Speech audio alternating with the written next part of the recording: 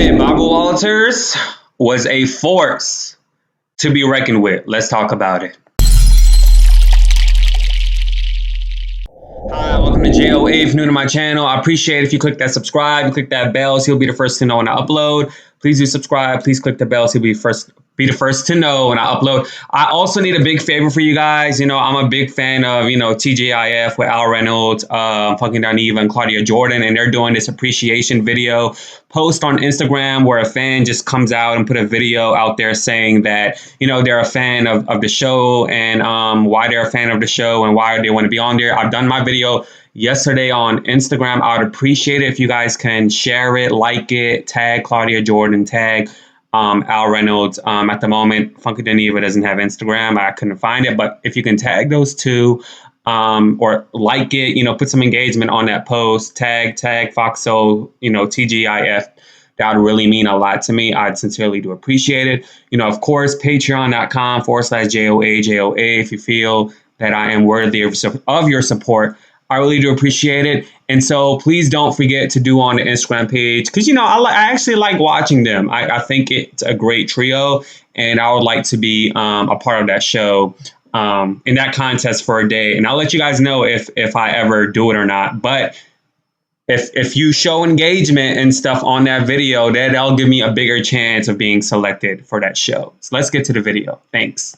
So this is the first time I ever do a video on Barbara Walters, considering the fact that I've been talking about The View since 2018, so like 3 years now. And she's a force to reckon with. She's the creator of The View. She paved the way for Oprah Winfrey, for multiple journalists, for multiple successful journalists. And she was from that time where she can only say a couple lines in a new studio, while being accompanied by a man who's taken over the show. So she definitely paved the way for a lot of people, a lot of journalists. Say you want about her, say the rumors that you hear around the scenes, you can't take away the pavement that she did for people currently today. Well, there's an interesting interview that came out in 2000 with Ricky Martin. You guys know Ricky Martin, the La Vida La Loca, Puerto Rican singer. A lot of women, they fawn over him. And he said that he suffered from PTSD from an interview that Barbara Walters did with him in 2000. And she asked him, she asked, I know I get, John Tucker, I read your comments, she, questioned him about his sexuality. And he really didn't do a good job responding to the question.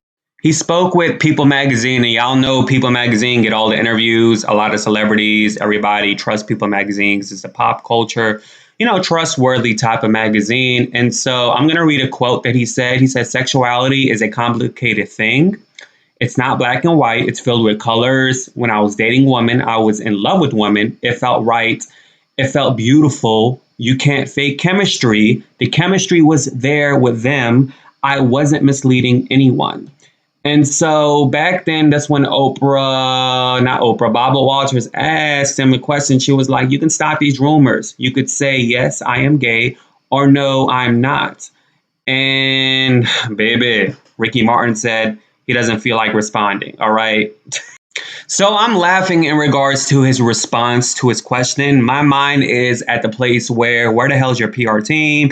Where the hell is your crisis manager? Where the hell is, your entourage? And so I was doing some research on him. I know he's from Puerto Rico, and Puerto Rico is really part of the United States of America. But then again, their policy system with the troubles that they face aren't really allied and supported by America. So I don't want to question the English language or his interpretation of the English language, his understanding. Well, then again, you could understand and be fluent in English and not be able to politically correct a response. So with him saying he does not feel like it really is putting his rumors into fruition, into factuality.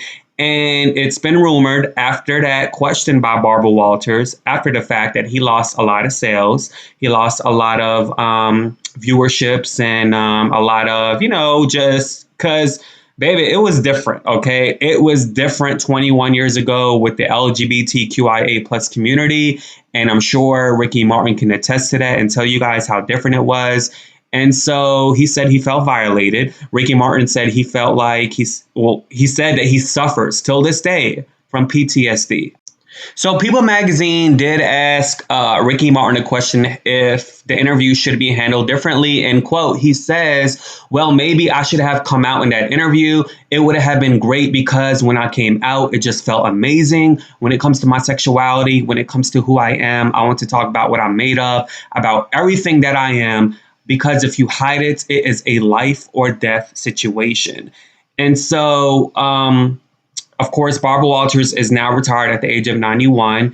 And actually, Barbara Walters shared regrets about this interview. She says, "I pushed Ricky Martin very hard to admit if he was gay or not.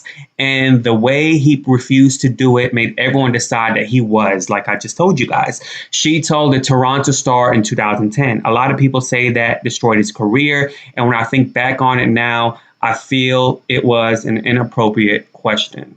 So this ruined his career. And in my opinion, I think he needed to be trained PR wise. He needed media training as to how to respond to questions. Because, like Barbara Walters said, and even before I even read her quote about saying that is one of the regrettable things she asked an interviewee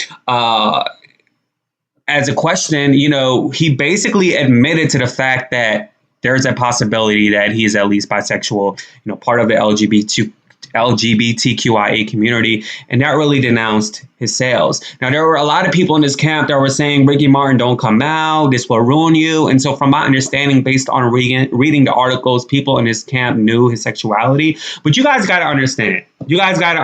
Okay, there's going to be mixed comments in this video. I have a feeling about it, and I kind of want to come on live tonight and talk more about it and talk more about other things, that's going on in the media. Let me know in the comments below. But you guys got to understand, he's a popular singer, okay?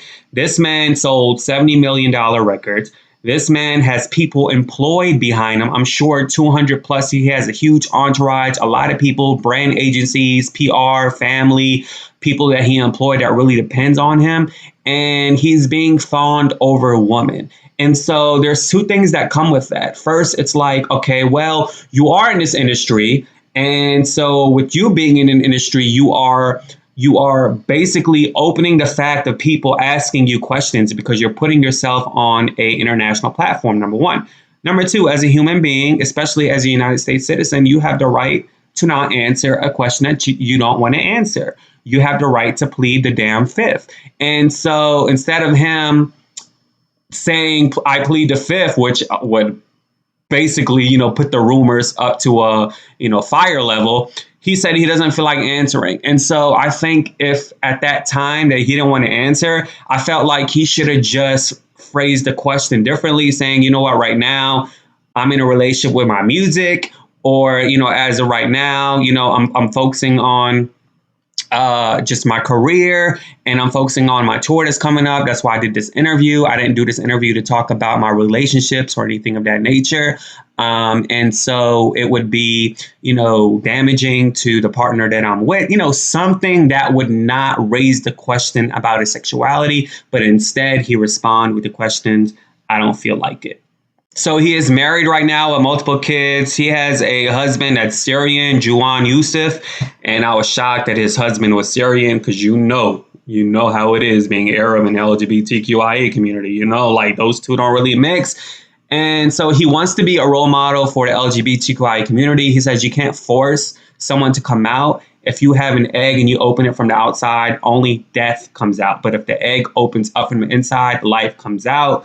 And so, he wants to be a role model for the LGBTQIA community. He came out 10 years later. And so huge reason why he came out was for his kids, because he didn't want to be seen as a liar. And he wanted to set an example for his kids. And I feel for the man. But look, I kind of want to come on live tonight to talk about this. Let me know in the comments below if you're interested in watching a live tonight. Please go on my Instagram page, like I said before, and, share. Like, I'm not really familiar with Instagram, but please share the video, because I really want to do the TGIF, with Claudia and Al and Funkademia. So please do share it. Please like it. Hashtag whatever, you Instagram people know what to do to help me get recognition. I'd really do appreciate it. Patreon.com/JOAJOA. Please do subscribe and click the bell so you'll be the first to know when I upload. Thank you so much for the support so far. Deuces. Yay!